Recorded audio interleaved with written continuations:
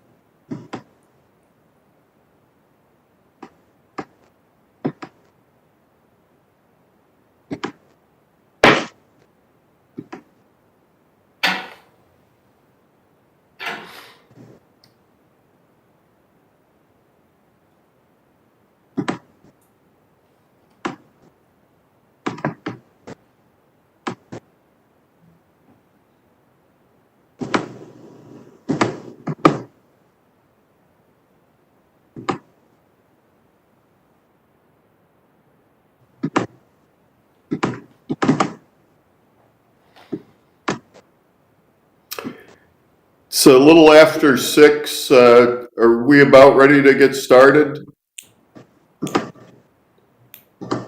Yes, sir. We are ready over here at the Chiefs Conference Room, sir. Gary McCarthy, I just want to thank everyone again for joining us tonight and participating in this. I won't belabor it. We appreciate it. We're thankful that you're part of this and want an outcome that reflects well on all of us. And with that, I'll turn it over to Chief Clifford. Thank you, Mayor, and thank you everybody for joining us tonight. This is our education and youth conversation. So I'm looking forward to it, to hear what everybody that not only helps provide programs for our youth and teach our youth has to say about policing in Schenectady, but I'm also looking forward to hearing from the youth in the community. Hopefully there are some joining us and that they could actually speak to us and tell us what you feel about policing in Schenectady. So thank you again for joining us. I'll now turn it over to Jason, our moderator. Thank you, Mayor, and thank you, Chief. I really appreciate it. And welcome to everybody on the call this evening. Just a reminder that if you're not speaking, to please place yourself on mute for the sake of everyone else on the call, so that we don't have feedback. Again, I appreciate everybody on this call this evening, and this is going to be a really important evening with the youth perspective being represented in this work. I'm just going to do a little bit of housekeeping, and then I have an opening statement that I've amended to make it a little bit shorter so that we can get to the conversation. And there's also some conversation guidelines that I'd like to go over, and I'm not going to read each one, but we will go over a few of them. So some of the housekeeping, we do have members of our faith community that have been supporting these calls every time we have one, and they are available to help with anyone that might have a need. A lot can come up in these discussions, and if anybody is in need of mental, spiritual, or other types of support, tonight we have Reverend Jeremiah Lennox on the call with us, and he has agreed to stay afterward at the end of the call if there's anyone that is just seeking to connect with someone at the end of this call. So thank you, Reverend Lennox, for that service. And again, just he and I will kind of stay as everybody logs out if there's anyone looking to get connected with any service. Also, the Schenectady County Office of Community Services can also offer support, though their line is not staffed after hours. They do have a voice message, and if somebody needs to reach out, they can leave a message, and there will be some follow-up to connect you with the proper services. And their number is 518-386-2218. Again, that's 386-2218. So again, thank you to Reverend Lennox for that service this evening. So I'm just going to go into my opening statement. Again, my name is Jason Benitez. I go by he and him pronouns, and I currently serve as the Vice President of Talent and Inclusion for the Capital Region Chamber here in the Capital Region. I humbly come to this group and the work it is charged to do with the best of intentions and a sincere willingness to do what we can to produce meaningful, needed change. A little bit about me: I was born and raised in Brooklyn, New York City. Came up to UAlbany as an EOP student in the mid-90s and ended up getting my undergraduate and graduate degrees from there and starting my career in higher ed. So prior to joining the Chamber last July, I had a 15-plus year in higher ed, working at 3 of our local institutions: UAlbany, SUNY Schenectady, and Union College most recently, where I spent just shy of 8 years at Union. I would say that most of my roles, particularly the one at Union, was really, I was the Associate Dean of Diversity and Inclusion, and my role involved looking at the climate for everyone on the campus, and often involved sitting down and having mediated conversations or facilitated dialogue with students and non-students that may have been at different ends of a spectrum of understanding or perspective, and trying to kind of bridge that conversation. So I come to this process, with that in mind, and trying to do that here. Governor Cuomo If you haven't read the executive order, I encourage everyone on the call tonight to do so.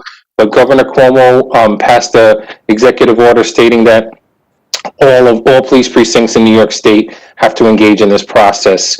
And that executive order was kind of a tacit public acknowledgement that there are issues, problems in the areas of procedure, practices, and policing that need to improve. And we're here to do just that, to move the executive order forward and in a way that involves community conversations. Because we really need to center the voices in our community, particularly when it comes to racial disparities that are faced by communities of color. So as we enter these community conversations this evening, we've tried to gather as many stakeholders as possible, and we feel that we have been hearing from groups, and we'll hear from a group tonight that is fairly representative of the wider community and their perspectives. I just want to kind of highlight that.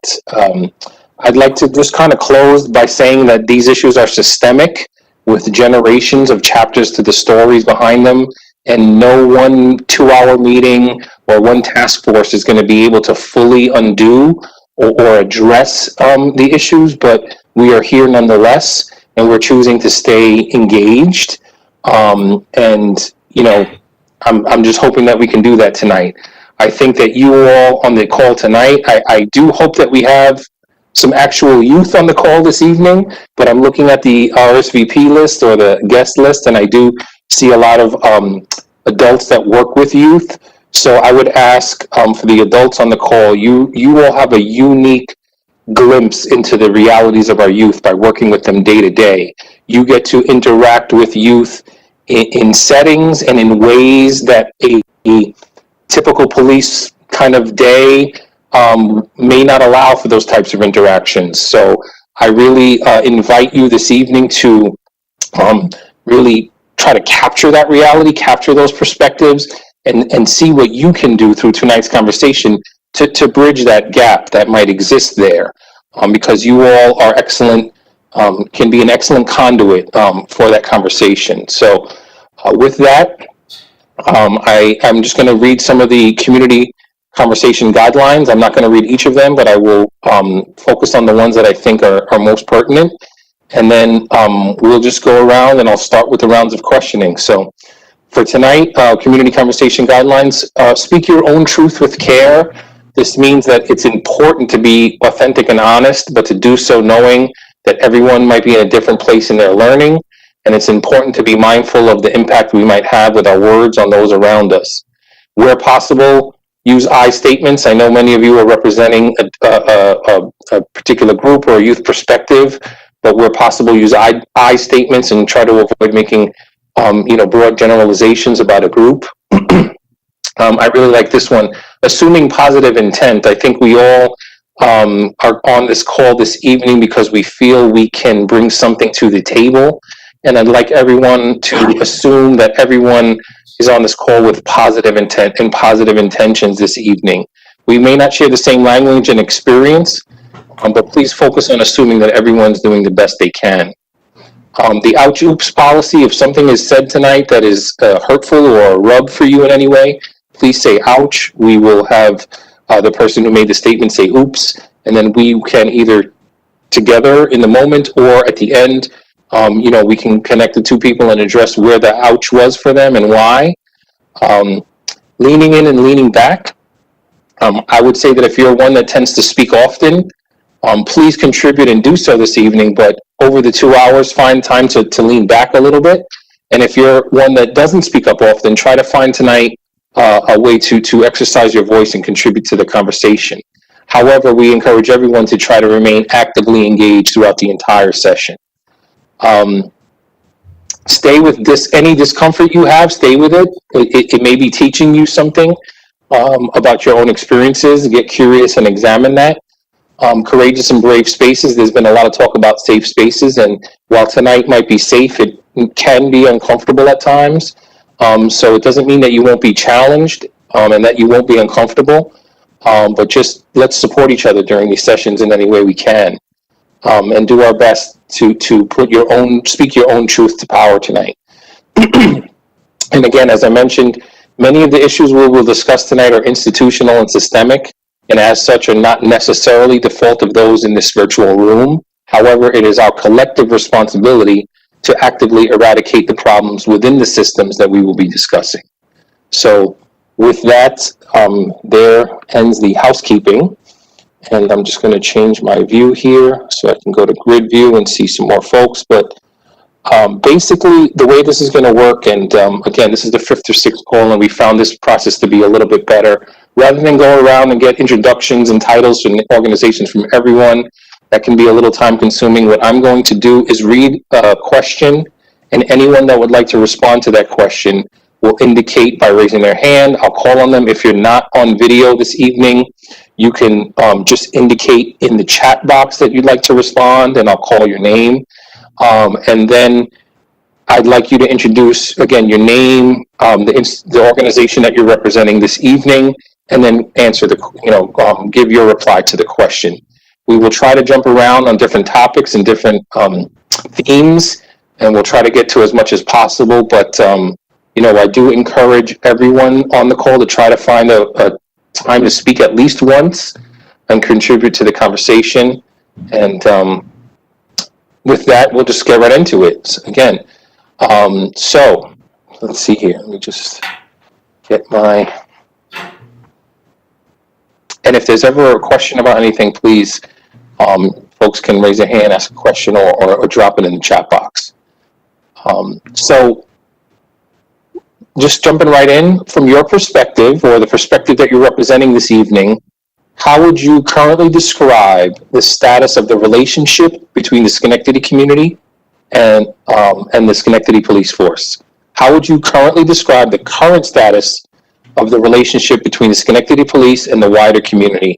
And this is to kind of speak to the topic of community involvement and building trust.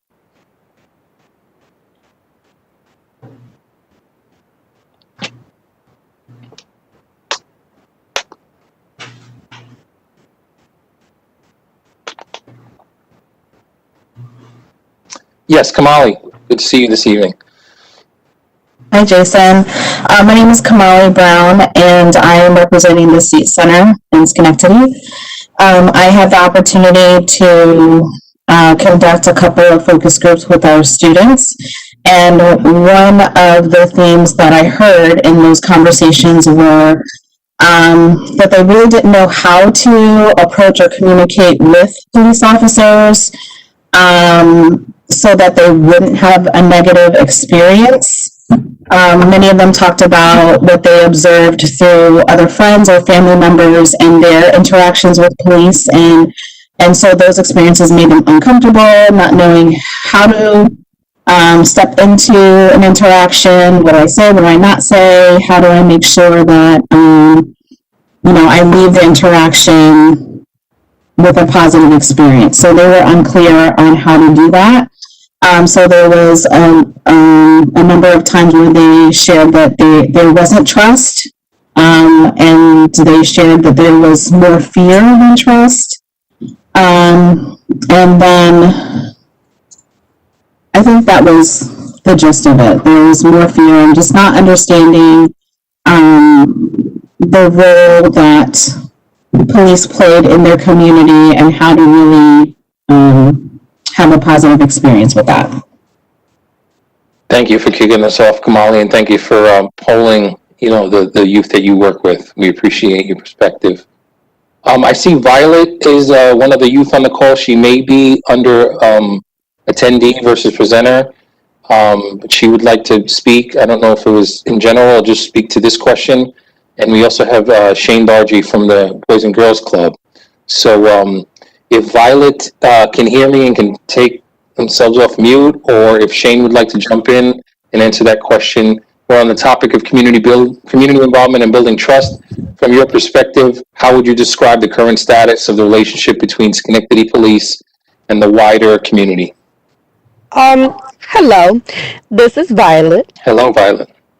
My view on the Schenectady Police and the community, I don't think that from what I've observed with the Schenectady police that they understand that they are civil servants. From what I've observed, they seem to not really understand that that is actually their job description and like their place as like what they've signed up for. From what I have observed from myself, from other people, every interaction I've ever had with them, even if it doesn't spiral out of control and it is negative, I still don't, they've never acted as civil servants from what I have seen. I'm sure it's happened, but I have yet to see it, and I know a lot of people I know have yet to.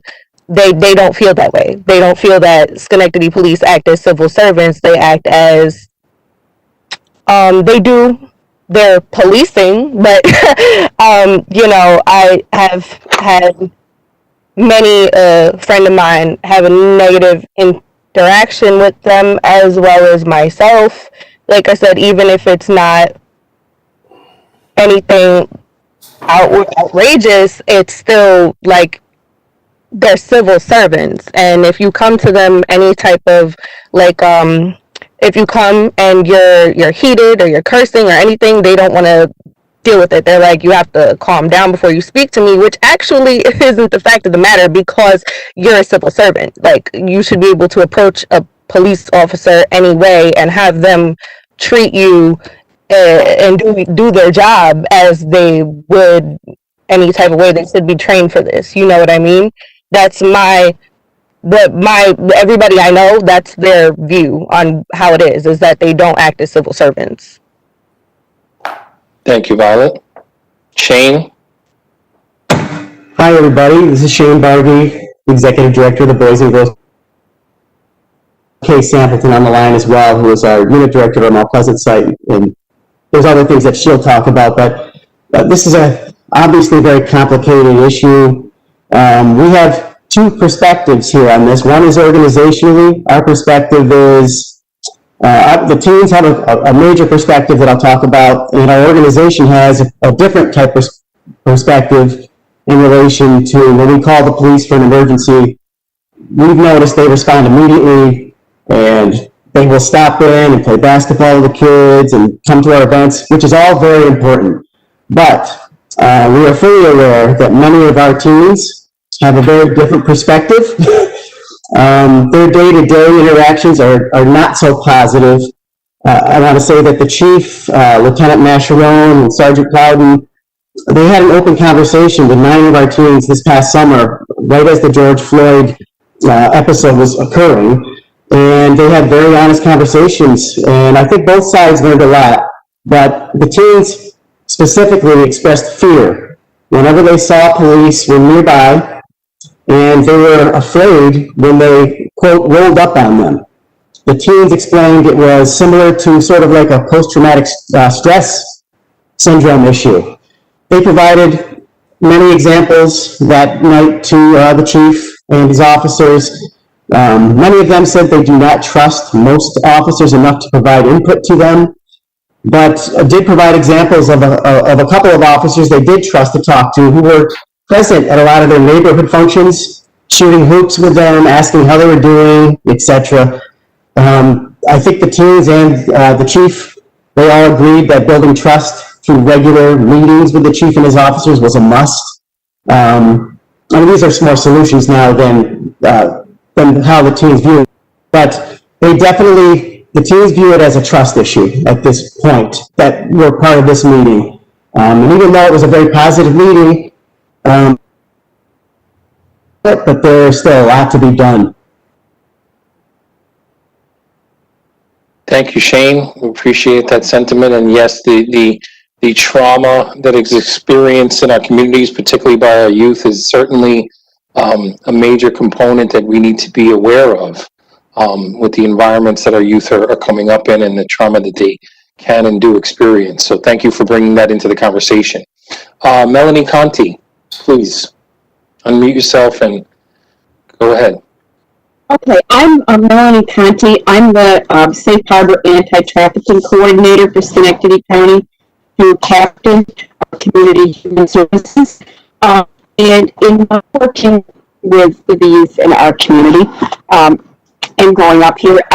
One of the things that the youth, the trafficked youth, the exploited youth that I work with, they do not yet view the police as allies. When we're trying to help them be safe, and we want them to talk to the police about their exploiter, what's going on, they fear that's going to make the situation worse. They just aren't at the point of trust yet. And that can be a detriment because the police certainly can help them to be safe. Some of the youth that I work with have some pretty severe mental health concerns, and some have been picked up on a pickup order, a mental health pickup order. And as you said, so many of our youth have complex trauma. And in a pickup order, sometimes youth are handcuffed, kind of stuffed in the back of a police car, and not just in Schenectady, all over the state. And the youth, sometimes it traumatizes them so much that it really causes them to lose trust and to not seek help in the future, which is a big problem, whether the kids are trafficked and exploited kids or any of the vulnerable kids in our youth that have experienced so much complex trauma, whether it's through an exploitive or trafficking situation or intergenerational complex trauma. So, those are two things that the youth that I work with have brought up. We need to continue to work with youth on viewing the police as allies. In my role, to let them know that the police are there to help keep them safe and help them out of dangerous situations, but that's what I had.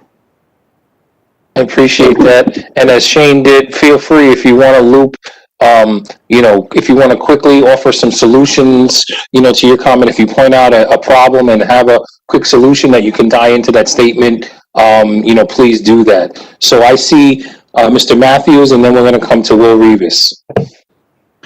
So I just wanted to jump in because I have my first experience with the pickup order, which is basically something that is tagged to someone who's dealing with mental health.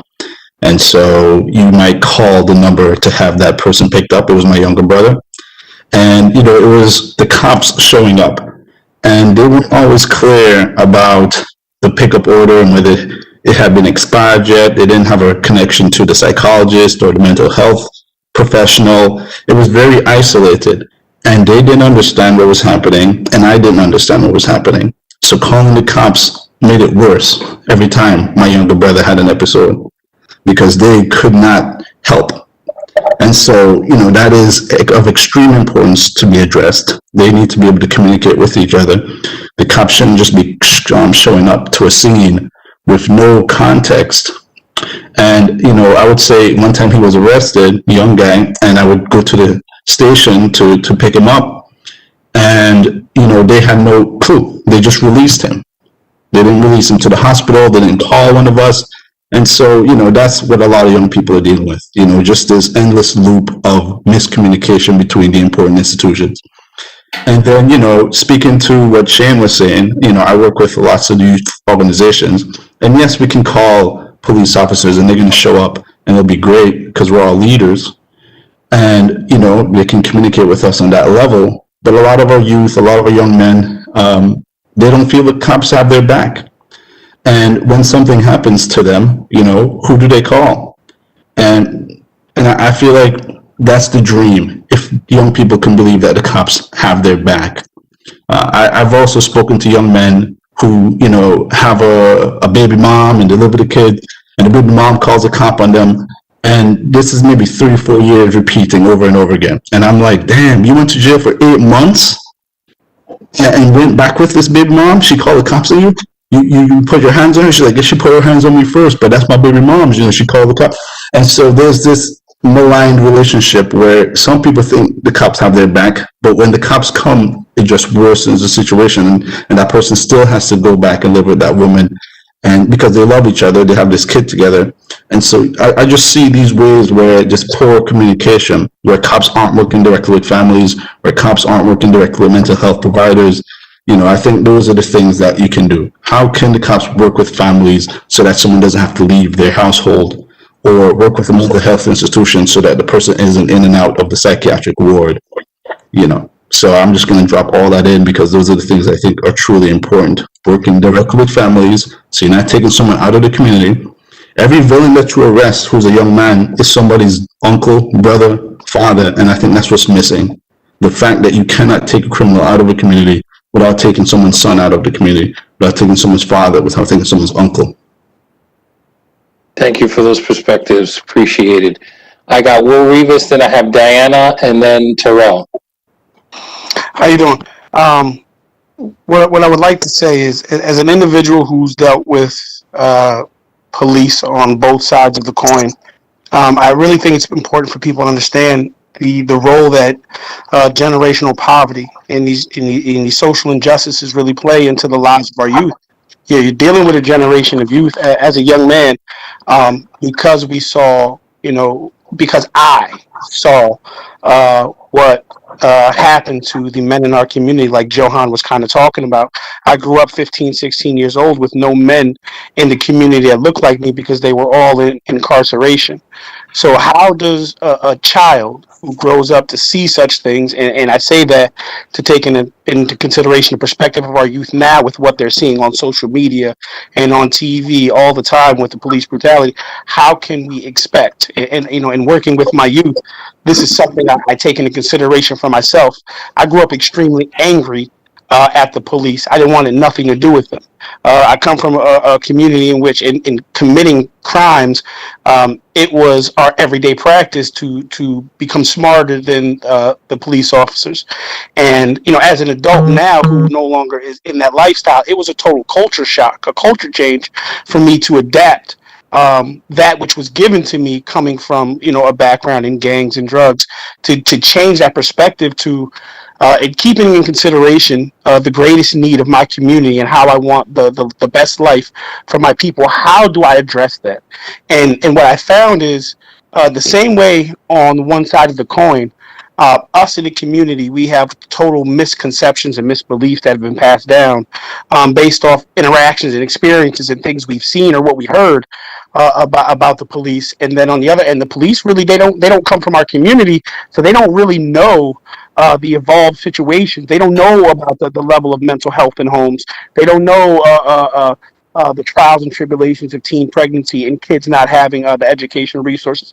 They're unaware of these things. So, what I've done is I've made it kind of my work to create not only the conversations, but the opportunity to create solutions to really address these things on both ends, because in wanting what's best for my kids in the future, and when I say my kids, I mean the youth that I work with, the one thing I don't want them to have is that false perspective, that false narrative about themselves and other people in positions of authority that can further destroy those relationships that a lot of us are working on. Thank you, brother. I appreciate that. And Will, I want to come back to you, sir, because I'd like you, if possible, to talk about how you adapted, how you went from that angry kind of younger perspective to adapting the perspective you have now. But I want to get some other folks' comment before we come back to you. So, Diana, please.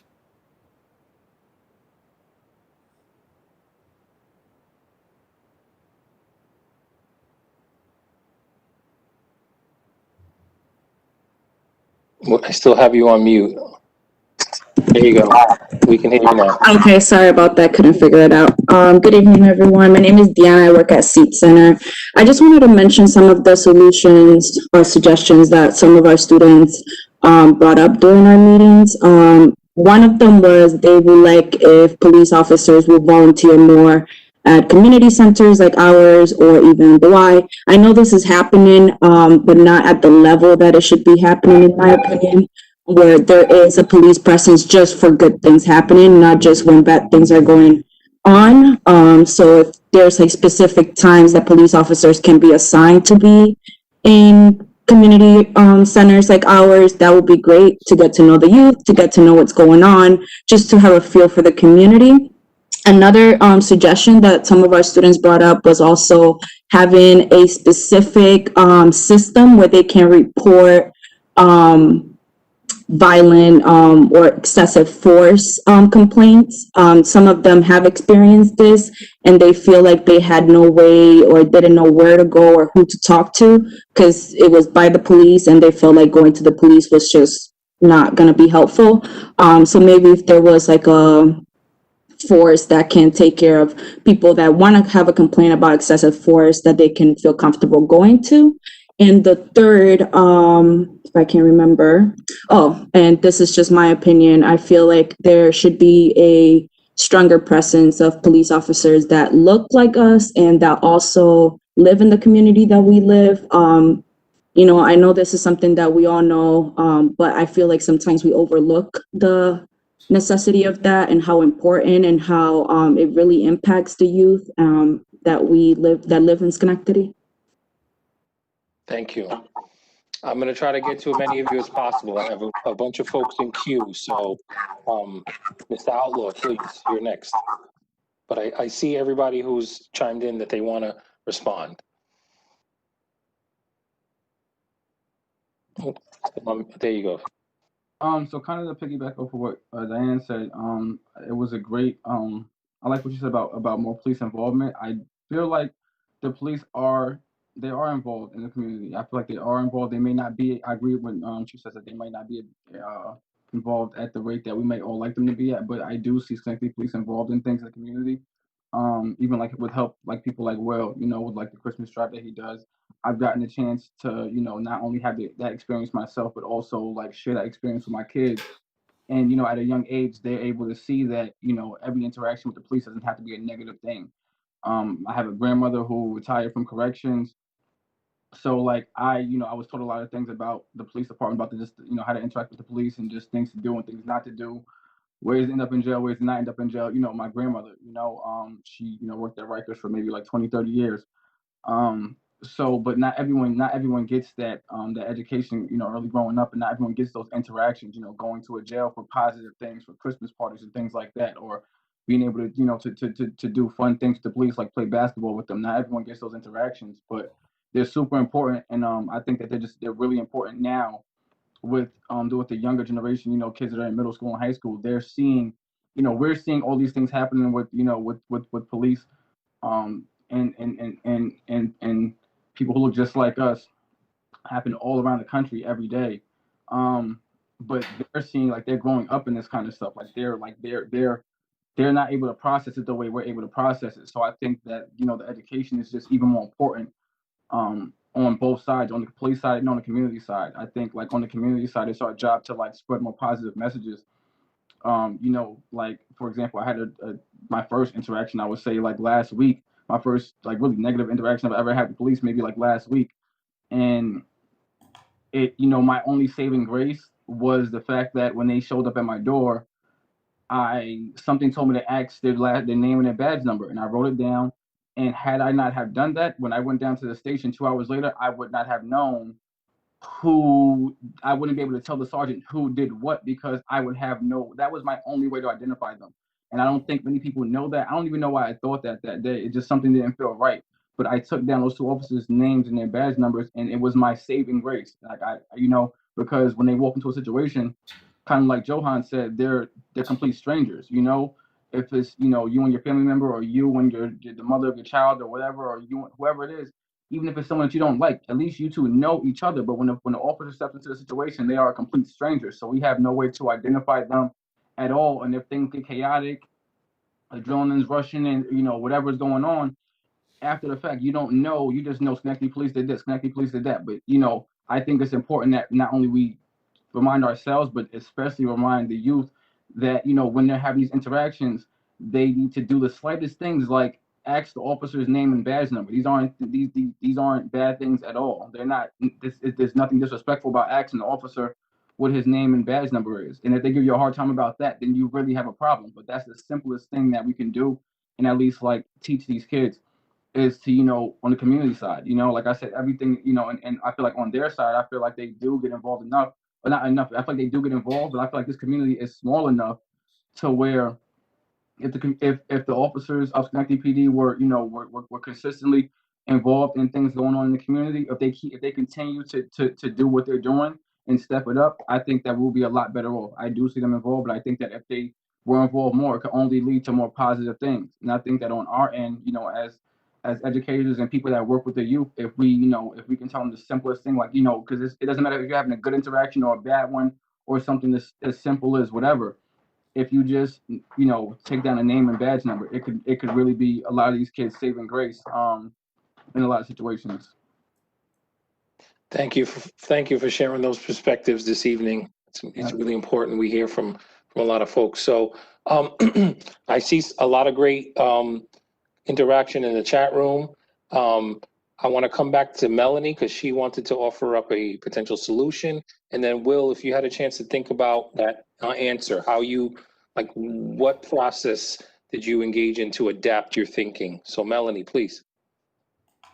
Yes, just going back to the pickup order, and I won't belabor this, but it would really help if the police were part of the solution, in long-term mental health discussions about our loved ones, about our community members, but so they understand. But with the pickup order, I've seen the model work other places around the state and the nation where there's kind of a community mental health bridger who can either come when there's a pickup order, there's better communication about, yes, there's a pickup order, I'm going to, 434 State Street, can you meet me there? And the community bridger can explain to the family member and to the youth being picked up, this is what's going to happen. You're going to Ellis, you're going to, be taken to the crisis unit, and people are going to talk to you and see what's bothering you and, see if you can feel better. Ideally that person would be a mental health clinician, but a community bridger goes a long way to explain it, and explaining to the family what to expect. Your son or daughter, may have to stay overnight. You said they were talking about suicide. This is what will happen. It goes a long way to have that kind of bridger, to have a clinician, to have somebody there to help the youth who's in crisis and to help the family deal with it. So that's the solution I've seen work other places, and I'd really love to see that here. Thank you for that, Melanie. I did want to remind everybody that we have partners from the Finn Institute of Research on the call. They've been on every call. They are acting as our note takers, and they're really jotting down all of your ideas, as well as some written testimonies that may be coming in through email. And they are going to be integral to producing the initial report and suggestions for change, which will then, in the new year, have a period of open public statement where the public will have a chance to see what the initial kind of findings and suggestions of the task force were, in an effort to get even more feedback before the April 2021 deadline. So just a reminder to put yourselves on mute if you are not speaking at the moment. And we're going to go to Will Rivas, and then I see that Violet has her hand up. And then also I see Ebony. I got you, Ebony. Will, please. How did you, was it one thing? Was it something? How did that mentality shift for you? Because I think it's important to just hear that process a little bit. The way that shifted for me is my mother was a Schenectady County sheriff. So what's important for people to understand is I was raised around the police. And, I was raised in the neighborhood. So my experiences were based off what I saw and what I experienced. So my anger towards the police came from what is obviously what at the time as an oppressive system. We history. Time. But the most important thing for me was becoming an adult and realizing that I was miseducated. I was miseducated by my peers. I was miseducated by my community, not because it was they're bad people, but because, miseducated people, we misinform each other. And as young men at 15, 16 years old, how can you ever teach each other how to be men? How can you ever share real life experiences with each other and really dig into the right way to go about things? So after being incarcerated 4 or 5 times, you start to look at yourself and realize that, the police are not the reason I got caught for selling drugs. It was me.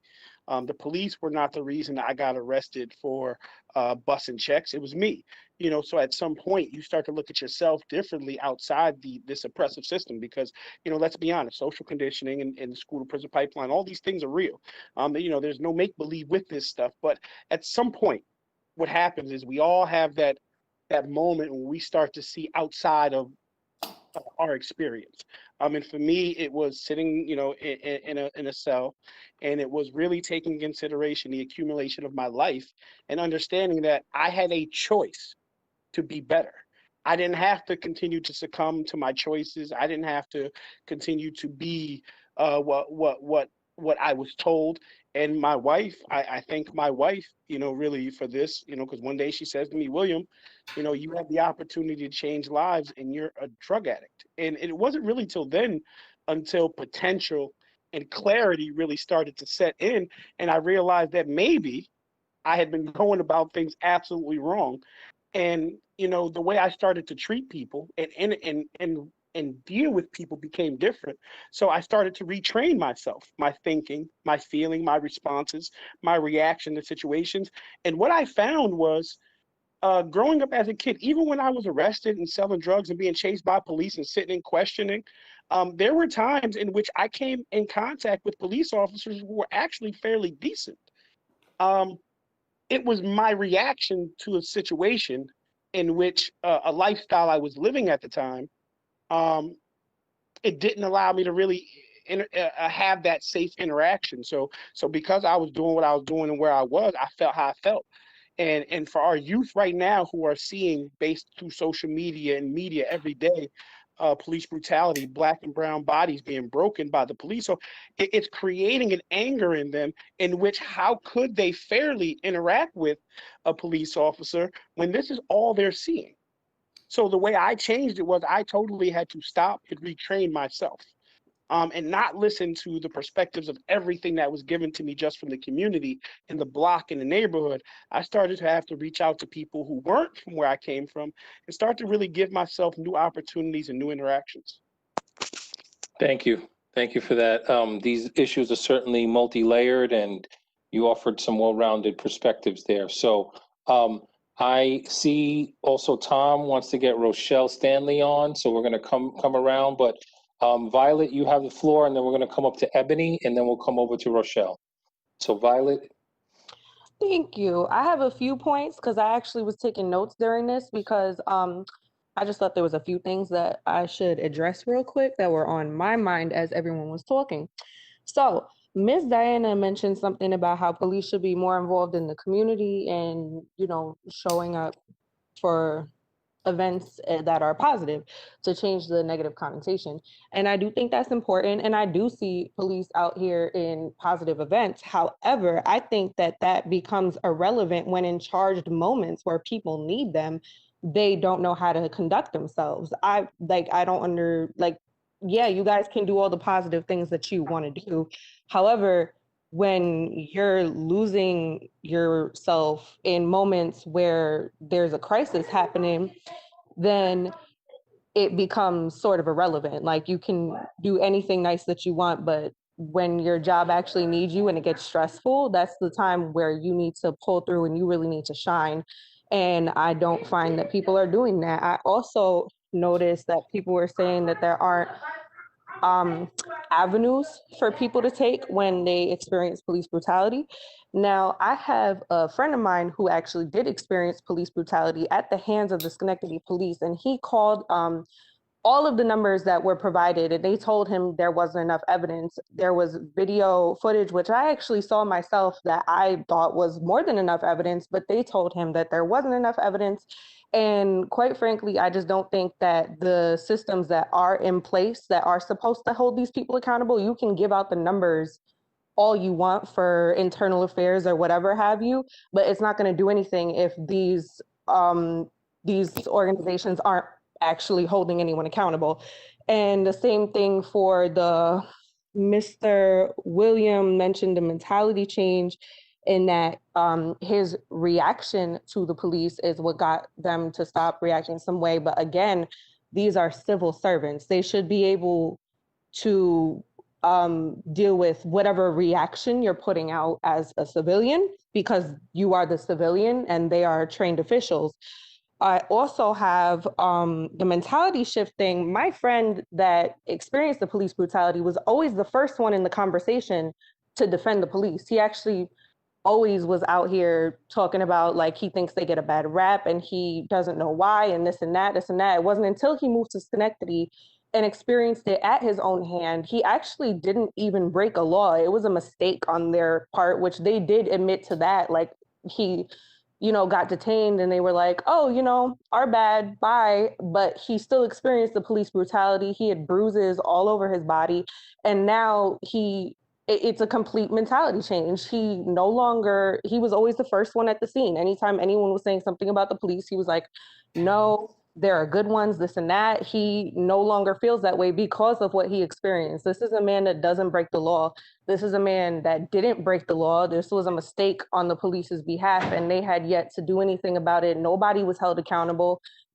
I don't understand how this is able to happen. I think that you're talking about mending the relationship with Schenectady and the youth and the police. I don't think that falls on the youth. I think maybe you guys get a bad rap sometimes, but if any of you are out here doing these things, which again, I know that for a fact that you were, I saw the footage. I saw my friend all bruised up. Nobody was held accountable. I think that is where it starts. I think that you guys need to, I don't know, do something to reform yourselves before anyone is expected to reform how they are viewing the police. Again, like I said, even if somebody is acting some way toward the police and it's like, oh, the reaction that's making them act that way, they should be able to act however they feel they need to act because they are a civilian. And the police officers are the trained officials who are civil servants. And that's my piece for what has been said so far. That's about it. Like I said, I just felt like I would be remiss if I didn't point these topics out while these things were being spoken about. We appreciate your voice tonight, Violet. Thank you for being bringing your truth to this process. Ebony, you are next, and then I'm going to come to Rochelle Stanley, and then again, we have a lot of folks in the chat box. I would really encourage those behind the scenes in the Fin Institute to there's some engagement going on in the chat box, so let's make sure we're copying that text as part of the official record. So Ebony, Rochelle, and then I see also that Tom would like to make a statement. So we all know it's a multifaceted problem, so it's going to have to come, repair and progress is going to have to come from a lot of different places. Well, I'm a social worker at Mount Pleasant Middle School. I'm part of Boys Day Out and Girls Day Out. And I can't help but acknowledge certain officers who are the epitome of what I would like to see officers be. Plowden. I don't think there's anyone here who may not have dealt with Plowden. Officer Matt Crone, Nick Mannix. These are some of the guys who are regularly showing up. One of the things that we do at Boys Day Out and Girls Day Out, and something that I do at Mount Pleasant Middle School, is invite conversations between those, especially those officers, because I have learned to trust them. And my students want to trust officers. Okay? It's not an officer-friendly kind of a thing, but nobody wants to be walking in their neighborhood and not feel like there's anyone there that doesn't have their back. I've seen changes occur both in the officers and in the students because they have sat down and had conversations. So one, I want to definitely encourage that we continue to have these conversations. It does make a difference. And we have to do it because our Black and brown children are dying. Our Black and brown, especially males, are dying. So we have to be committed to having these conversations and finding ways to make a difference. The other piece that I think is crucial is that officers have to be willing to identify those officers that they know aren't doing the right thing. I think it was Violet, I'm not sure, who mentioned there needs to be a system for identifying the bad apple. There needs to be a system both from the community and internally where that bad rap doesn't have to spread to everyone. And I agree, they're civil servants. However, they need an incredible amount of training. not only about learning the reality of our struggles as people of color, but de-escalation techniques and managing their own issues. So I hope part of what happens is, one, community conversations continue, their interaction with not just our young people, but people at different levels continues, and that they are able to come to the table with the realization that they have a lot to learn. And there has to be something put in place where they can report each other, because if you're a good officer, you really don't want a bad one out there messing up your stuff. I've been at Mount Pleasant for a minute, and there's certain officers, if I see them coming, my students see them coming, they're okay. But we had a few that they were horrible. You know, they were abusive, they were angry. And so my thoughts are there needs to be a way for them to be willing and able to point out their coworkers who need support. Thank you for that, Ebony. Okay, Rochelle Stanley, are you there? Yes. Please go ahead. I know I took a minute to get to you, but please, you have the floor. I believe that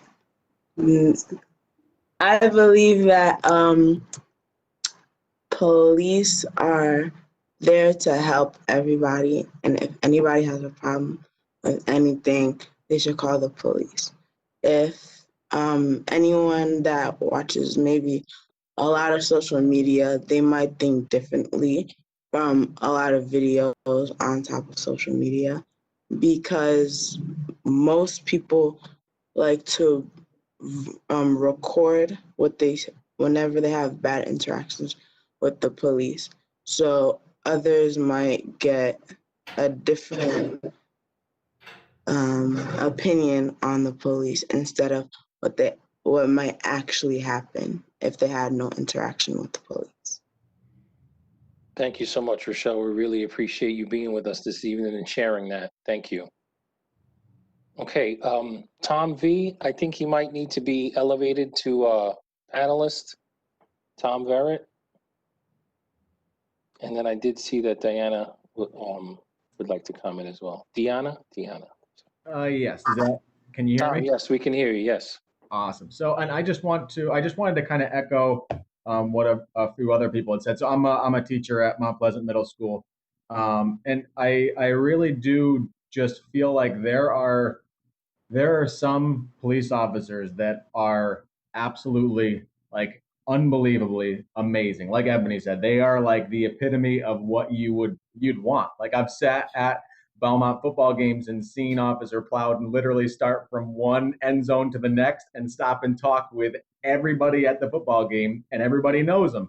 I've seen students who they know Officer Mannix, and when they see him, he remembers their name, and they have this amazing just relationship and friendship. I've seen Officer Mascherone, who's he's just everywhere, and anywhere where there's students gathered or just kids gathered, he's there with a smile on his face. And unfortunately, right now, our community, like I see it with my students, they see those officers as the outliers as opposed to the bad officers being the outliers. And I think that part of that is just like a perspective. Some of it is from experience, and so on and so on. But I think that's something where, like, that's the thing. I mean, like I said, to echo everybody else, I feel like what has to shift, and that's what, coming from the community, like, that's what they need to see is different. We had, I think it was last year, we had a group of police officers come and play basketball against the staff at Mount Pleasant, and the students were able to stay after school and watch and cheer and stuff. And even just little things like that, the students thought it was the coolest thing to be able to see, people going up against police officers, the police officers, just in a fun environment. And I think if we just have little things like that, it chips away.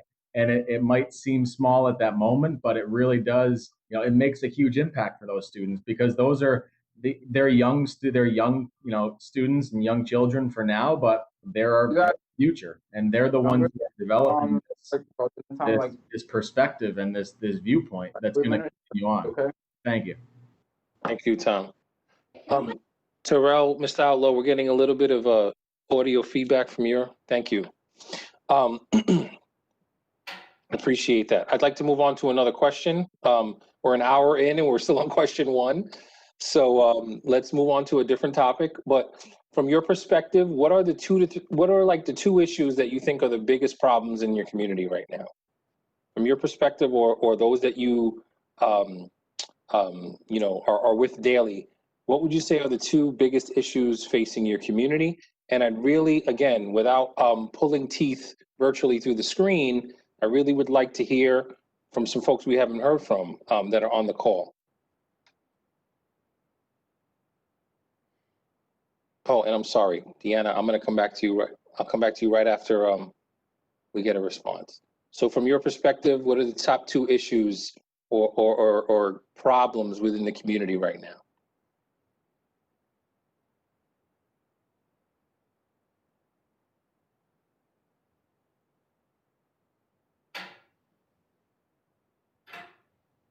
Okay, so we'll go to Deanna to respond maybe to that question or maybe to the previous one. Go ahead. I just have a quick comment, and I almost feel silly just saying it, but the attitude, and it feels like we're in high school just talking about attitudes, but a lot of the incidents that our students have shared with us, it just started for simple, good old attitude that the police had. And I think this is just human services, social work 101. We're all professionals here in the field. And if I'm working with youth, young adults, children that somewhat, because of the community they live in, or the brought up, like however they brought up, like they have some traumas. Either that was through poverty or the family that they lived in, or whatever it is. A lot of the youth that we're dealing with,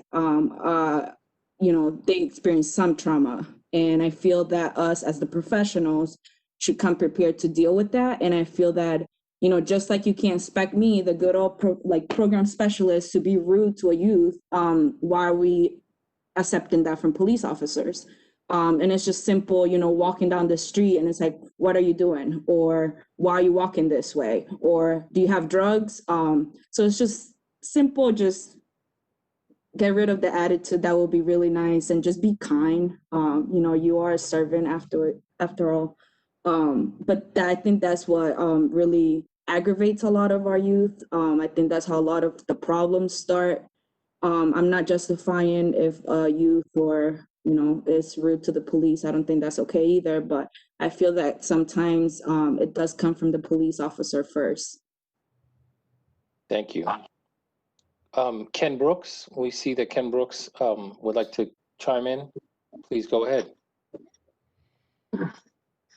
Is everyone here today? Can everyone hear me? Yes, we can. Oh, good. How you doing, guys? My name is Kenneth Brooks. I'm with Community Fathers. And our organization is grassroots. We're pretty much, rebuild the community one father at a time. We help fathers that fathering. We mentor and talk with fathers all the way to almost 100 years old. You guys Ralph.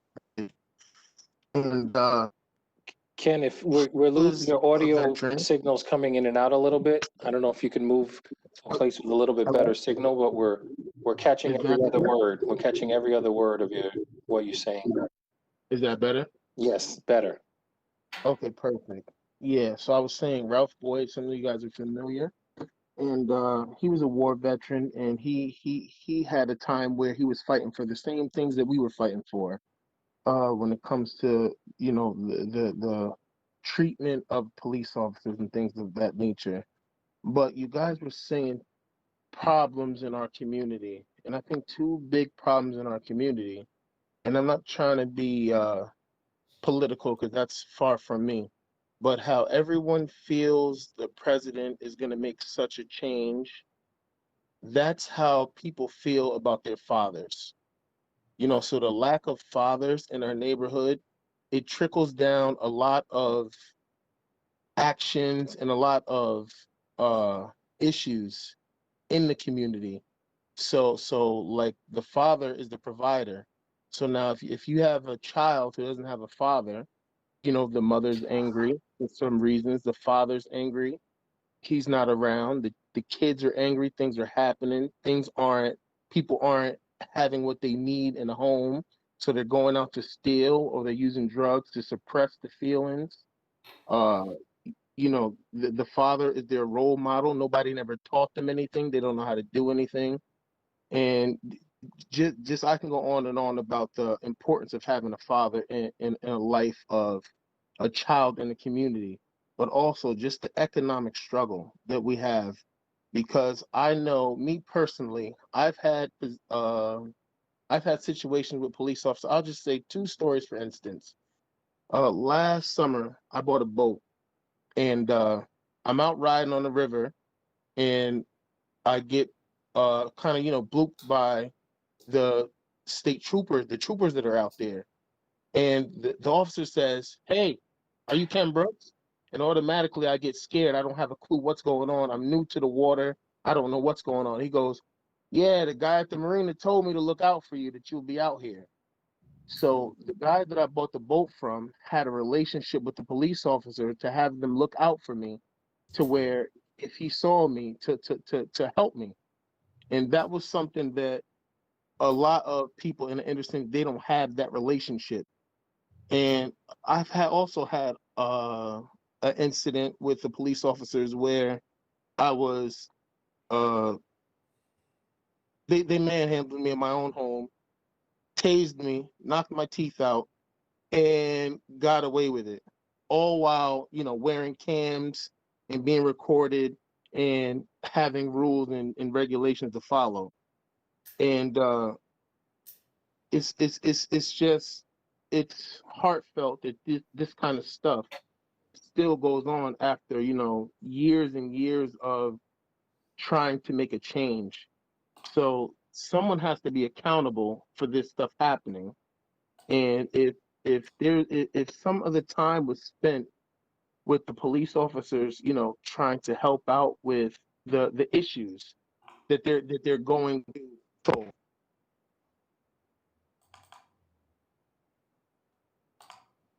Ken, are you there?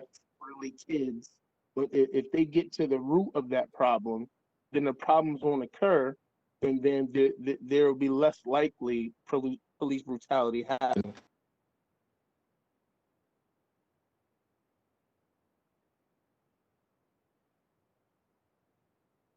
Kenneth, thank you for sharing those perspectives. We appreciate you being willing to share that with us tonight. Again, I just want to remind folks to kind of watch the chat room. There's a lot of engagement going on there. Let's see. I do have some folks that want to speak, but I'd like to get to somebody that hasn't yet. So Rebecca, please, and then I'm going to check the chat room for who's up next. But Rebecca, please go ahead. Sure. You were asking what are 2 of the biggest issues that our community faces, and I think there are many, so it's kind of hard to identify, but I think mental health is certainly one that's significant, and I think that is often tied into self-medication, which leads to substance abuse. And I think that the systemic trauma that, whether it's from an educational standpoint, whether it's from a historical standpoint, I think that is, it's not something that's easy to wrap our heads around, but I think it's something that we need to begin to break down. An example that I would say that happened recently, my daughter was at a rap concert. There were several rap artists. This was obviously pre-COVID, may have been last summer. I think A Boogie and some other people, I don't know who were at, but when I went to go pick her up, what was alarming to me was the police presence. And I know that certainly that level of police presence wouldn't have been there after a Broadway performance. I had never seen And there was nothing going on. It broke my heart to see that as a community, we were so afraid of that event going the wrong direction that was the message we were sending. And I think, lights were going, it just was a very clear message. And I thought it was just really sad. And it led to, I think it leads to that misperception of how people are viewed, and it's just not acceptable. I've had some really good experiences, but I feel like to really get at the heart of the matter, we have to really be honest about addressing what's sending those negative messages. I think, I've had a number of young men that have been through our program at the Seat Center who have had, especially where it comes to relationships. I've been called a couple of different times where I'll have a young man call me to come and meet over at their house because he has an abusive wife or child's mother who he's staying with, and she's called the police on him, and it always goes in her favor, and he gets carted away. It's unfair, and it's really sad. I think we can talk about it, but I also think we need to just do things differently. And I don't think until people really own that that's what's going on, things are going to really change. It's important that, yes, we have these conversations, and we have them because our governor says we need to change. But from a human standpoint, how we see each other, how we treat each other, just has to change. Thank you, Rebecca, and we appreciate you being vulnerable and open with us this evening. Appreciate it. So I'm going to go to Mr. Matthews, and then I have Kaylin is with Shane. So Mr. Matthews, then we'll go to Kaylin, and then I think I still got to come back to Will. So please. Gotcha. So, put simply, the biggest issue is a systemic one from my perspective. It's mass incarceration. And this begins when students are in school, being disproportionately suspended by the teachers. Again, majority white teachers suspending these young black men. Obviously they have good intentions, but these are the outcomes. In 2012, the Center of Law and Justice in Albany said young black men in Schenectady were 3 times more likely to be arrested for marijuana. When young men leave school and they need to make some money, what are they going to sell? Some weed. And when I came to America in 2005, I saw young men not really involved, in weed and stuff like that. It took me a while to get into the scene, but I saw young black men eventually saying they're selling weed for a little bit of money, a gram or two, very small amounts. And then I would make, European American friends, white friends, and they'd be selling pounds off their front porch. And this was just 2 different, black markets. It was like a white black market and a black market, selling just tiny amounts of weed and literally constantly engaging with the cops versus mass amounts of weed having no issues with the cops. And this is just because, they didn't have to be on the block. Now, should you be on the block? No, goofball, go home. But that's what you're doing, and you're selling much less, and you're constantly engaging the cops. So that's mass incarceration, starting from school, kicked out of school, making a little money in the black market, to constantly being bombarded, taken out of the streets into jail. Maybe you had a kid, that kid is experiencing fatherlessness. That's the whole systemic profiling that starts from the beginning to the end, constantly cycle. And the second one is family support, which touches what I spoke about earlier, where you have domestic violence or mental health problems. Because who calls the cops? People who don't feel like they have any way to deal with the problems in front of them. You have mothers who are dealing with men who may be acting violent, who may be intoxicated, who may be having some type of crises, or might be taking advantage and trying to dominate them. Whatever the case is, they feel the cops have their back, so they call the cops. But that young man comes out of jail. He wants to live with his baby mother and kid, right? But there's a restraining order or whatever. She doesn't care. He doesn't care. That restraining order still exists. And whenever she wants to, if she chooses to act in this way, she can call and she knows that's her power. So these are powerless people who don't have another option. Okay, and that's what we're dealing with. These young men are constantly going back to these women. These women are constantly going back to these men, and that's not going to change. So how do you work with the families to deal with that dysfunction? Because again, every time you arrest a so-called criminal, you're arresting someone's son, someone's uncle, someone's father. So how do you deal with the family issue around that?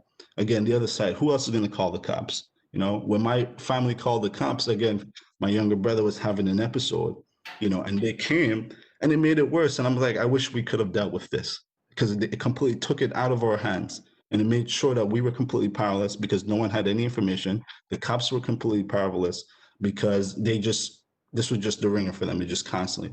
So those are the two, and they're very systemic.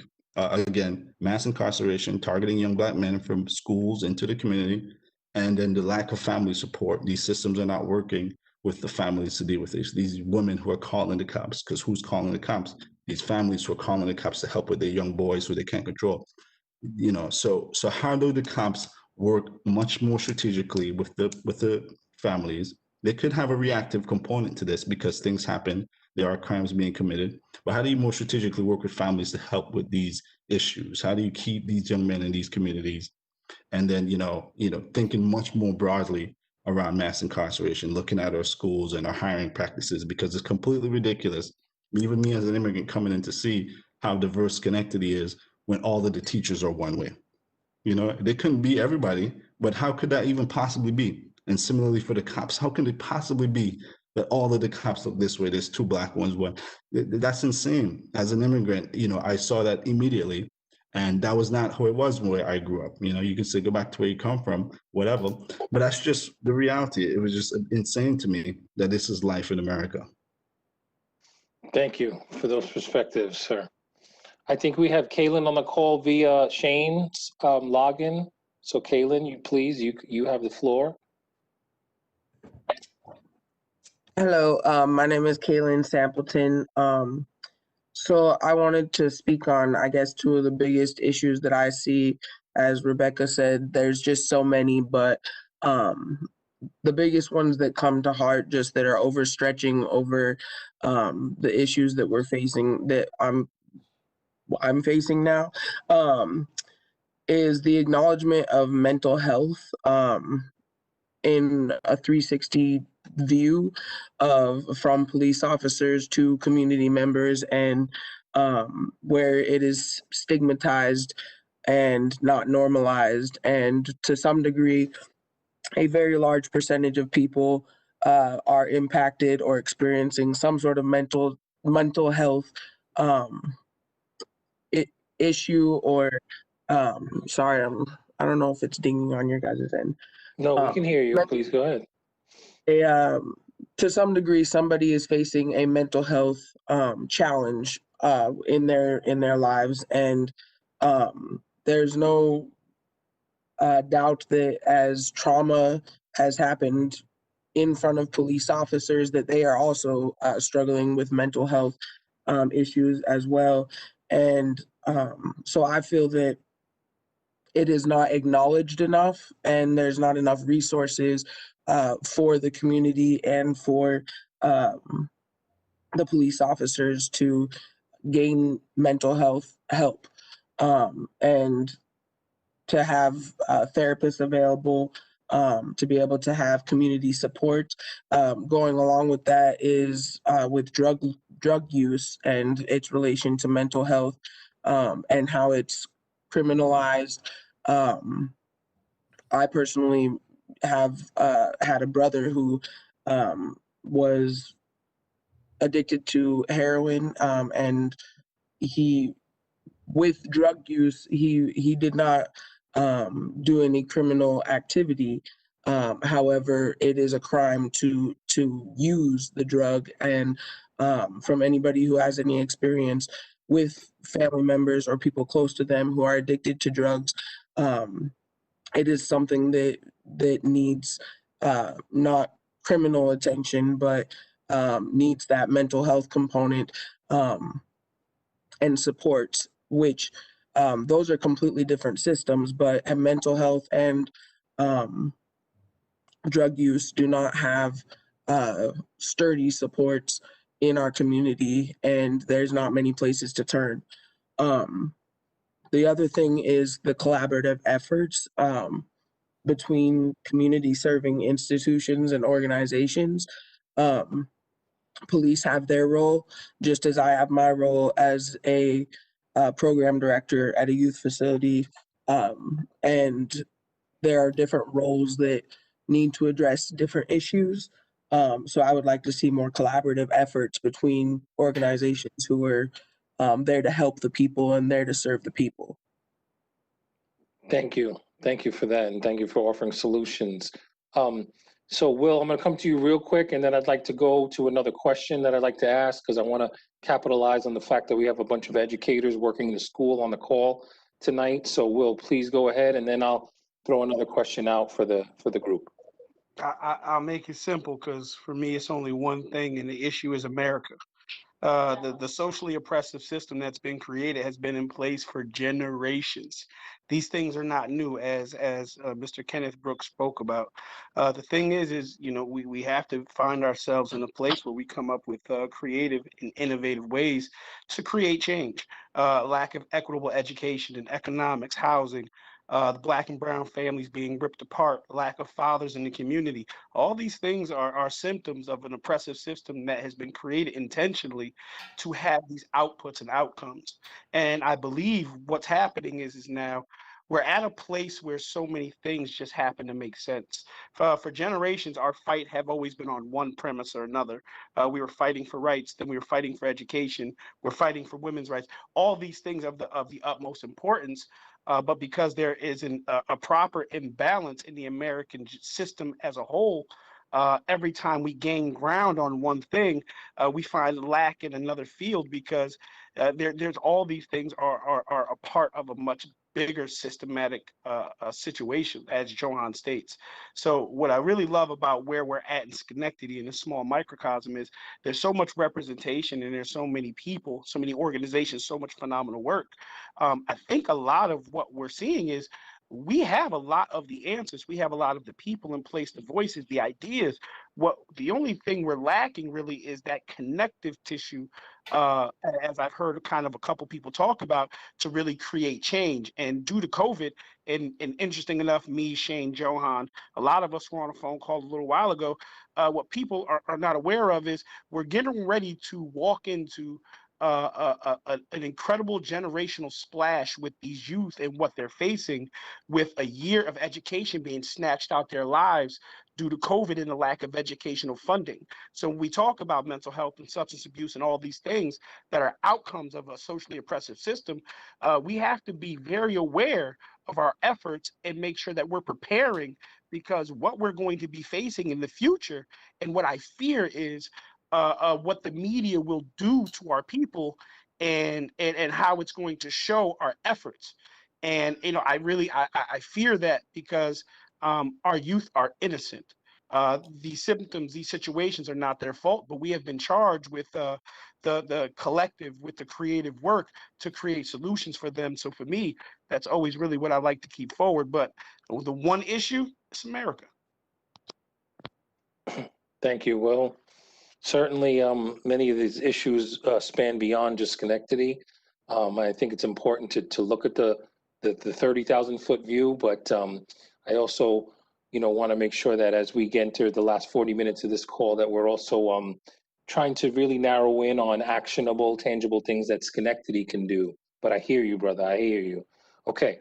So I'd like to, again, particularly for students who may be on the call this evening, who are in school, and for those who work in schools, what are your thoughts about police presence in school?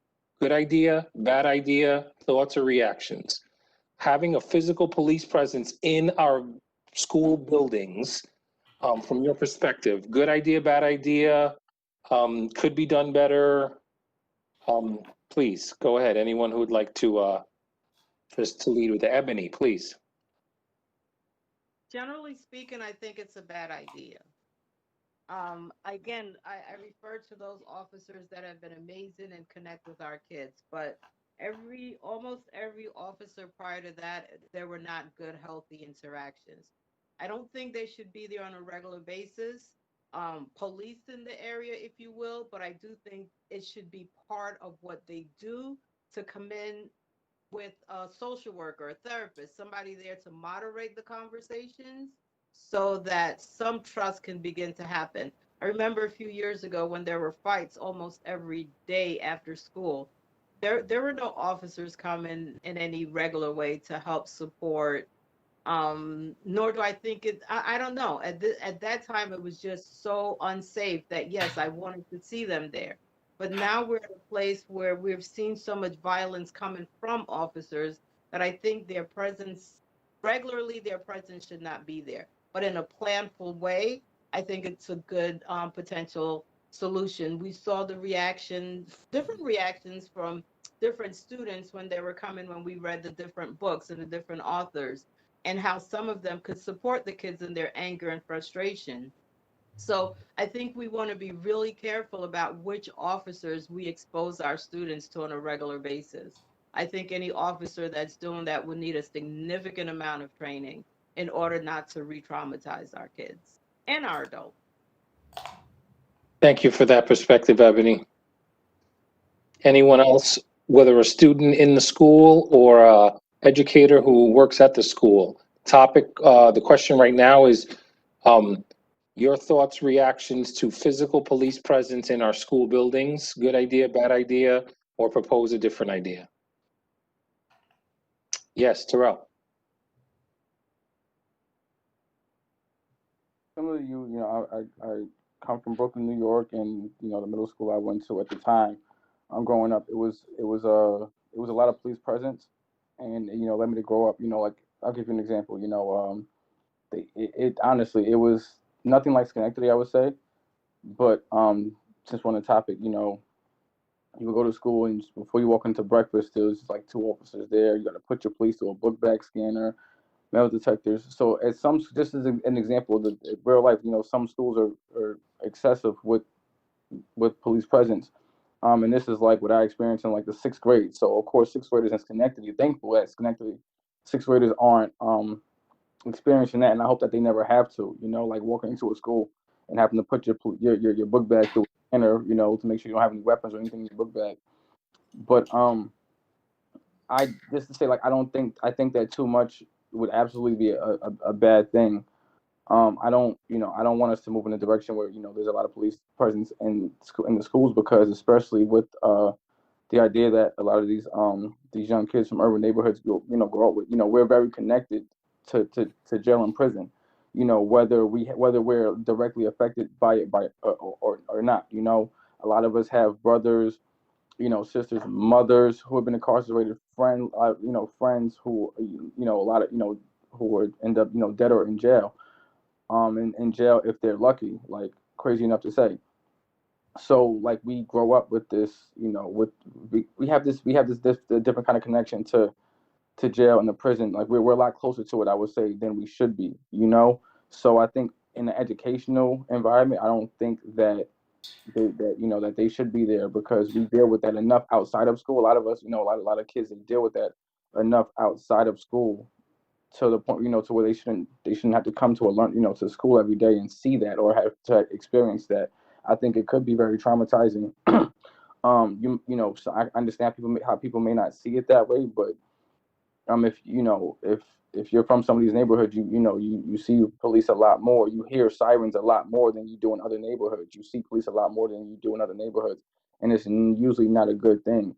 So I don't think that our kids seeing that in school, or just I don't think them seeing that is good. I don't think that they're ready for that. I don't think that that they've been trained for that, or that we've been trained for that either, enough to like have that kind of relationship to where kids should be seeing seeing police presence in the school. Like I think even with social media plays a role in it, you know, and just it is teaching a lot of kids, you know, whether we like it or not, it's teaching a lot of these kids things that we may not want them to know, but regardless it is, kids are on Instagram, they're on Facebook, they're on TikTok, they're looking at things, and you know they're seeing, you know, false news is a very big thing too. So that they're reading all these things, that they're reading these disturbing headlines on, you know, so you know, like that stuff mixed with real life situations, things that are really going on. It's just it's really not good for them, right? I don't think that it's a good idea. I do understand how, you know, there is violence in the high schools and in the middle schools, and I do understand, you know, how sometimes, you know,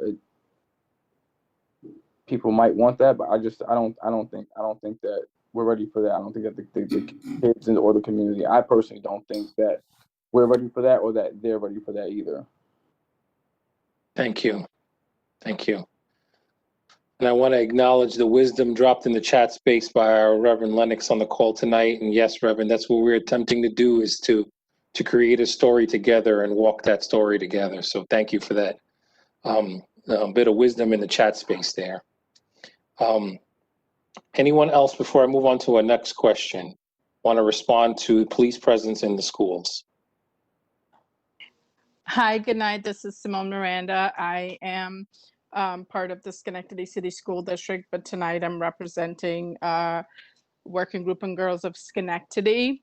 I do want to chime in on this. I do think that it's a bad idea at this point in time to have police presence in the school.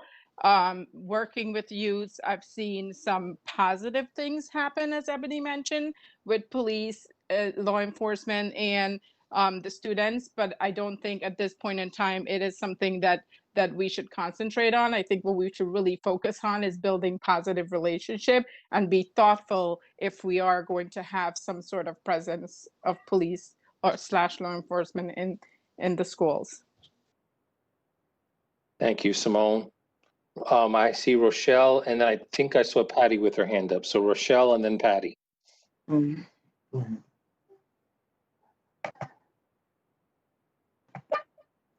I think that police shouldn't be at schools, because they shouldn't be there, because it could make students very uncomfortable, because maybe they could have had a bad experience with the police, which would make them uncomfortable, or they just don't feel safe around them at all. And also, where police should only be at a school if they're really needed there. If the school isn't very safe, then they should bring the police. They shouldn't bring the police if the school is safe. Thank you, Rochelle. Patty? Hi, I'm Patty. I'm the assistant to the superintendent in the Schenectady City School District.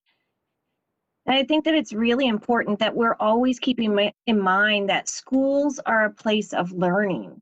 And as soon as we start, you know, changing what our purpose is by bringing in law enforcement on a regular basis, we've lost sight of what we're there to do. And I think it would just really create more of the school to prison pipeline. I just don't think it is a good thing for us to have our police in the schools in that manner. Building those relationships, building on what everybody on this call has been talking about, wanting to build that relationship is really important. But I think a police presence, even saying it that way, gives off a different concept. And I don't think that would be a good thing for our learning environment. Thank you, Patty. Okay, we're coming up on just shy of half an hour, 30 minutes left. And I really would like to stress that in this last 30 minutes, in your responses, to the best extent possible, you focus on offering responses that are tangible, actionable, things that can move policy, that can move procedure, that can move practice. Because at the end of the day, that's what this task force is looking to do, is to identify those things that we can actually move forward. And I'm not saying that, you know, the conversation this evening hasn't been helpful. It's been great.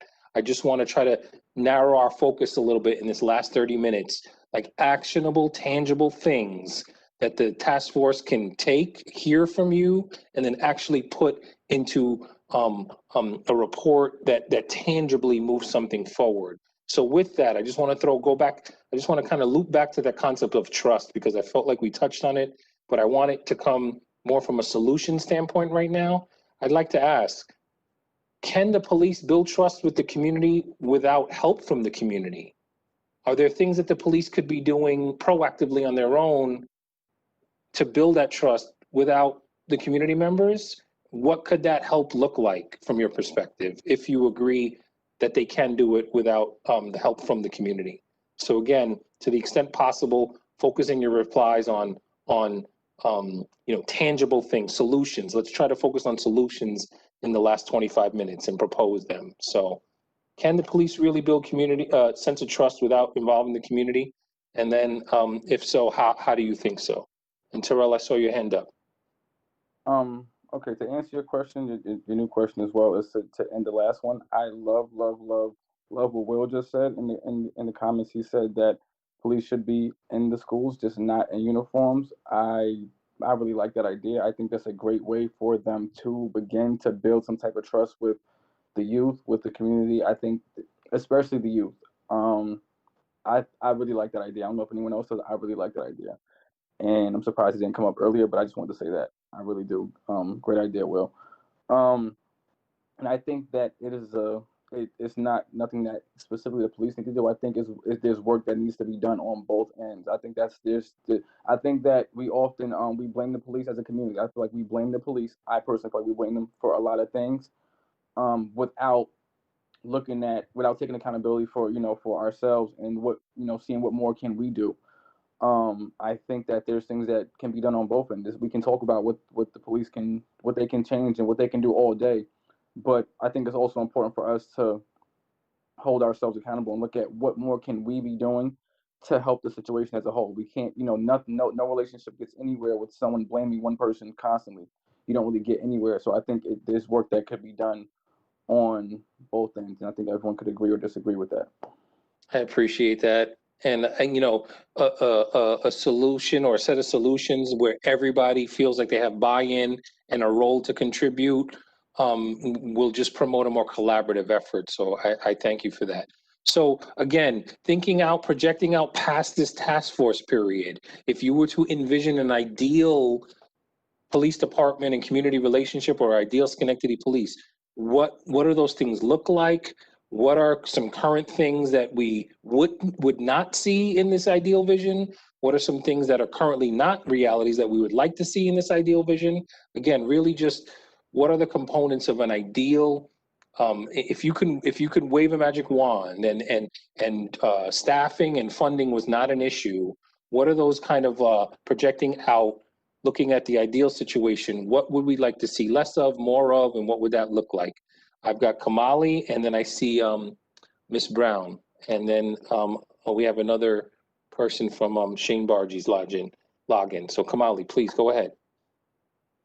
One of the ideas that we talked about with one of our alumni is, so something that came up a couple times in the conversations that I had with students was that they did not have a good understanding of the different types of things that police were responsible for. And I know that there are a number of policies that are posted online.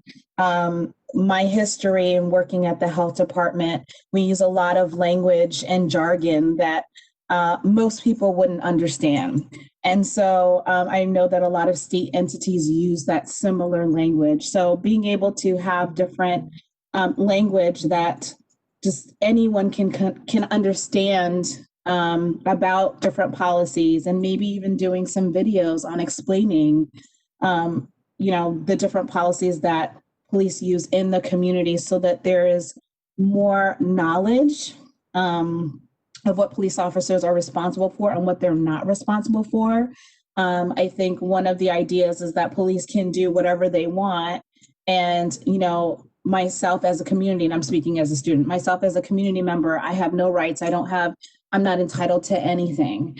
And so being able to explain, the police role in the community and what they can do and what they can't do, I think would just be helpful for them to understand and know when they have to ask for police help or have to approach an officer. I think there's a lot of unknown and that makes them uncomfortable. And then again, we speak to the whole trust thing. So maybe having some information that uses language that people use regularly to be able to understand what the different policies are and what happens or what police officers are responsible for, I think would be helpful. Thank you, Kamali. Yes, I think some role clarification, role and responsibility clarification. And I also like that it again, puts some dual responsibility. It's the police's responsibility to communicate their roles a little bit more clearly, but it's the community's responsibility to also tap into that and understand and be involved in civics and civic engagement and knowing what the roles are. So thank you. Yes, we still have Caitlin on the line. Please go ahead, Caitlin. And again, we're now, envisioning the ideal situation. What would that look like? What are some things you'd like to see less of? What are some things you'd like to see more of? And focusing on solutions. Kaylin, you have the floor. Hello. I would like to see just more transparency from the police department in conversations. We did have the opportunity, as Shane had said, to have conversations with the chief and some of the officers this summer, and that was a really meaningful start. But the conversations cannot end because people are ever transforming, and there's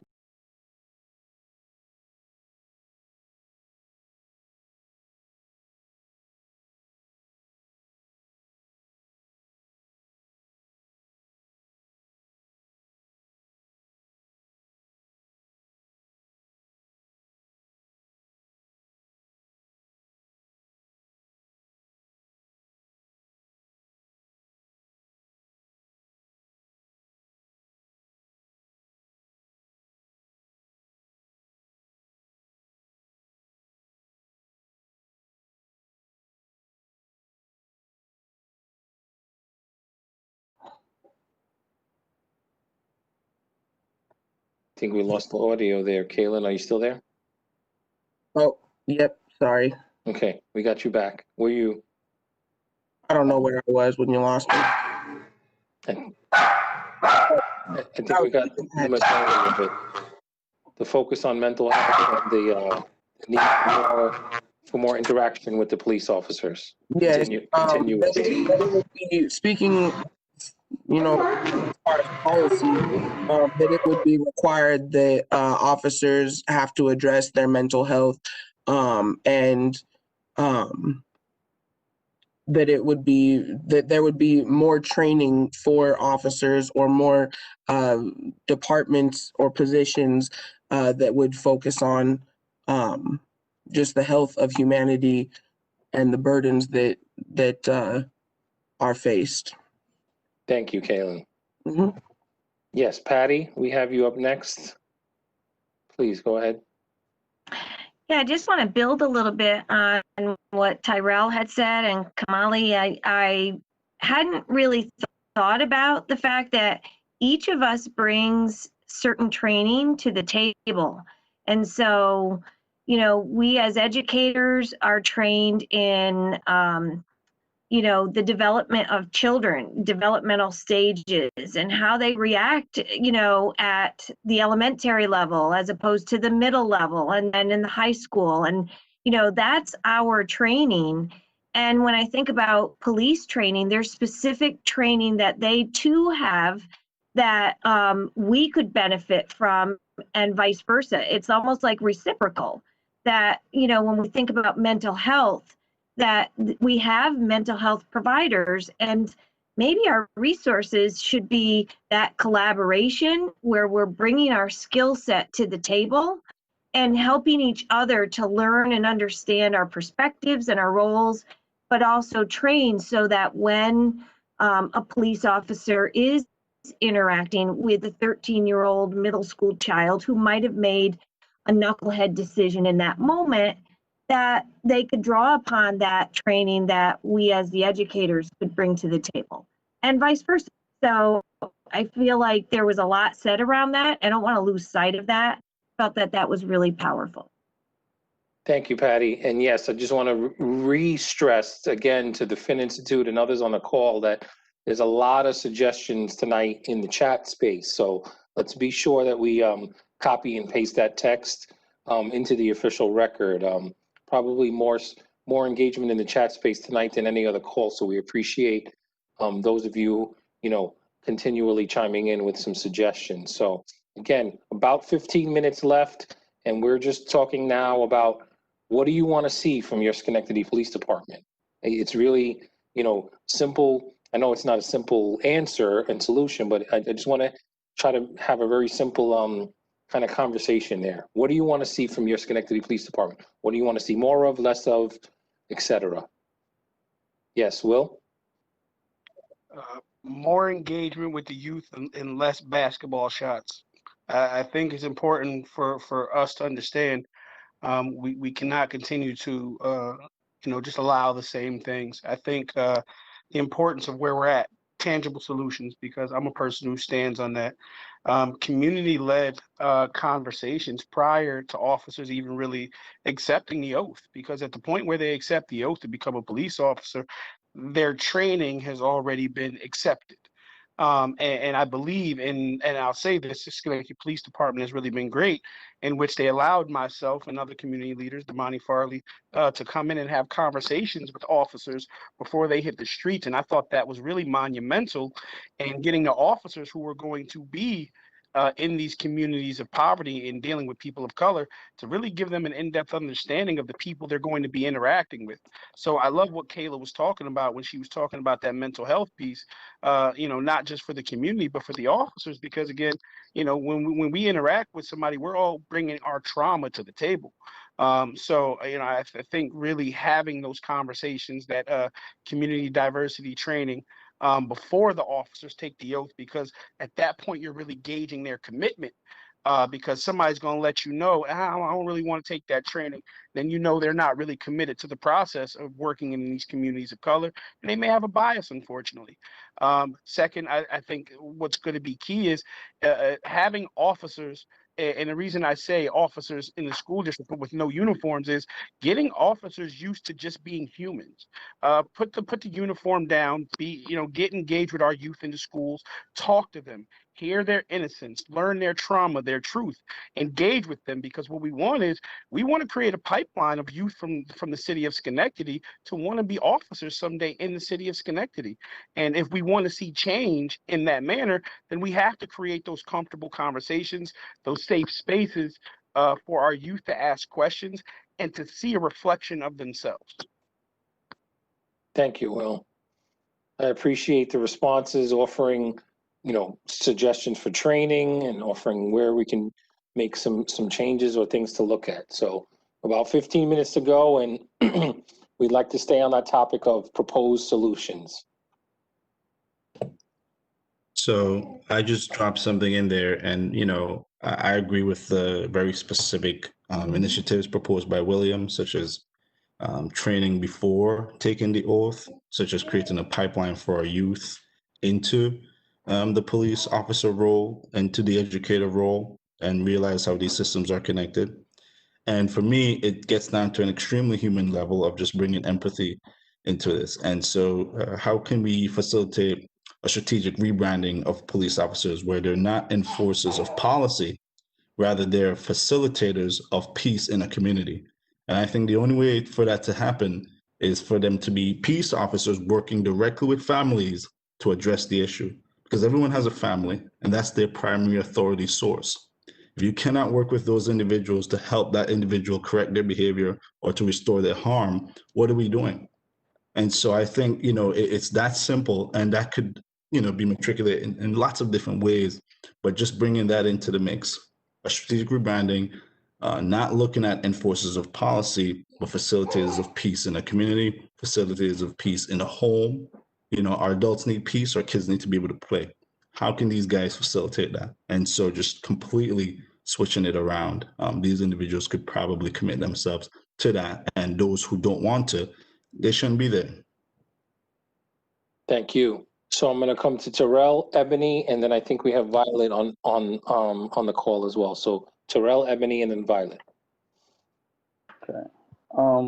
Kind of just, I guess, before we end up, I really, been thinking about this kind of the whole conversation, and I mentioned it earlier, but I guess if we're going to end this on anything, I think that the message, what is your name, what is your badge number, is something that can go really far with a lot of the young people, that we are trying to reach right now. I just think that it can help them, in whatever kind of interaction that they're having with the police. Like I said, when they're interacting with these officers, they're complete strangers to them. They don't know who they are.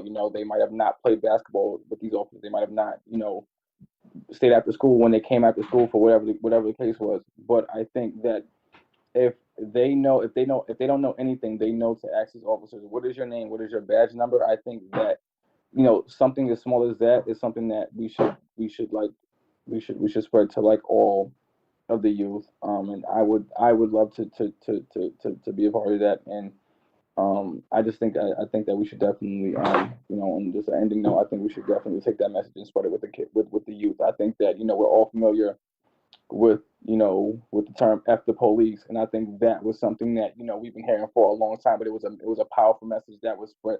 No matter, and I'm not saying it's right or it's a good thing at all. I'm just saying that it was a message that was spread to a generation that and I think it's a lot more radical than what I'm proposing. I'm just asking, what is your name? What is your badge number? I think that's a lot more better than F the police. So I think that that's a much better message to spread to the next generation than the one that was given to us by the last. Thank you. Ebony, and then Violet. I want to say I definitely think community policing should continue. I love Will's idea about prior to taking the oath, getting to know the community. I think the idea of maybe being able to get feedback after an officer's interacted with folks in the community, with technology being what it is, if there was some sort of, and it doesn't have to be just a negative, to maybe quickly be able to go online, do something and say, this officer was positive in this way. This was a concern of mine, so that the feedback is constant and it's not just negative. Going back to the fact that, we're working together, it's always good to get feedback.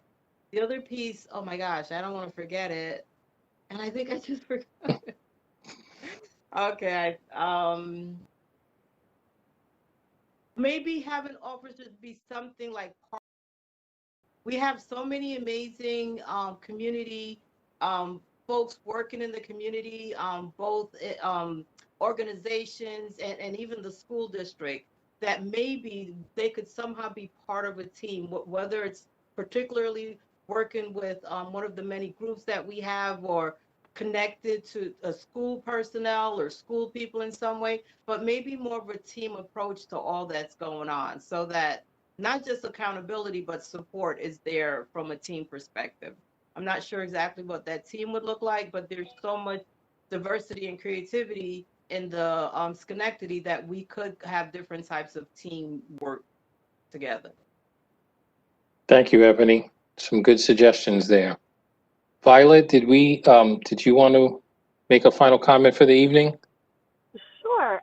If I'm being completely honest, I raised my hand when we were talking about the what an ideal, like what changes would be made to the police department, and then I received a call, so I couldn't. No problem. So, would you like to respond to that question? What idea? Absolutely, yes. I would say, just because I know that personally, like what I would like to see is, I know that a lot of people were talking about bringing like crisis counselors in as like an addition, but I think that the police should be trained, in crisis situations. That isn't, because I know I had at my old job, I had police officers come in quite often, and we had these discussions. And I remember this one police officer told me, that, you know, he had to tackle a 14-year-old because he stole an Xbox. And I was like, do you feel good about the fact that you tackled like a child for a nonviolent crime? Like there had to have been another way. And he was like, well, this is what my training allowed me to do, et cetera, et cetera. I just think that there really should just be more training. I know everybody has said it, but I just feel like I need to reiterate it because I would be remiss if I did not. There needs to be more training, and there needs to be not even a way to be held accountable. I think everybody should be, like, the officers are expected to uphold the law, and their training is like 2 seconds compared to the years and years and years that lawyers are trained in the law. You know what I mean? Like, they should be trained in the law. They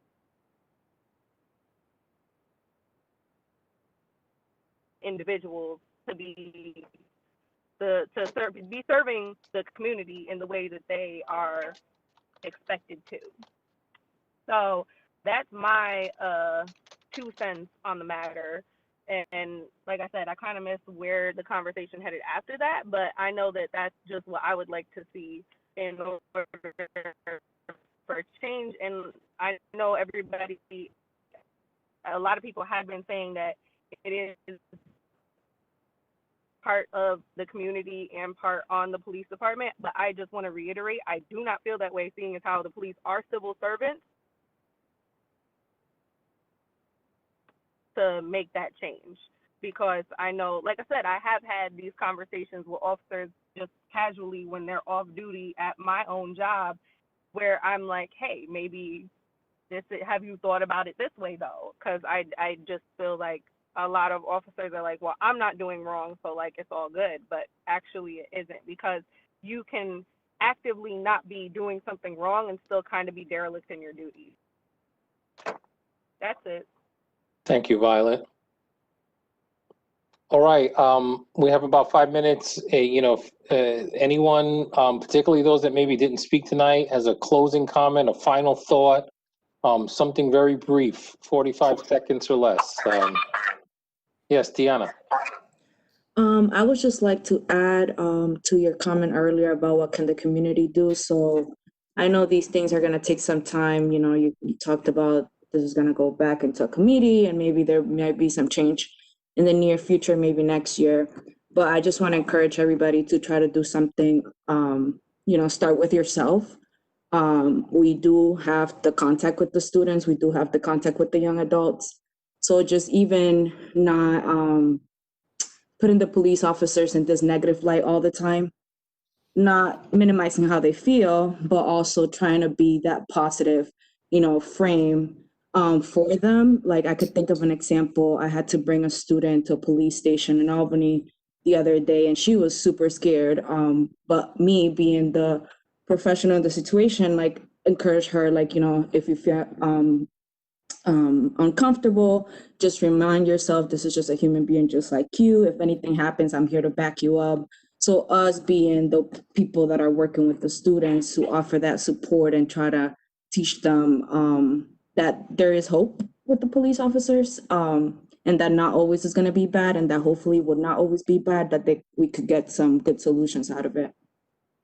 Thank you for that suggestion, Deanna. And as I said at the beginning, you all on this call as educators and as folks who work in organizations that deal with youth, you get to interact with these young folk in settings and in ways that police may not have the opportunity to do regularly. So I think that there's a wealth of rapport already built there with the teachers in many senses, and that's certainly a resource that the police can tap into is the relationships you already have with the students. So thank you.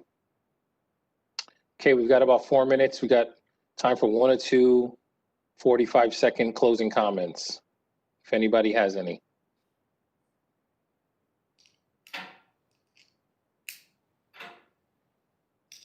Okay, well, like I said, my name is Jason Benitez. I'm the VP of Talent and Inclusion at the Capital Region Chamber. And, I've been honored to be a part of this process. I thank you all for the active engagement this evening.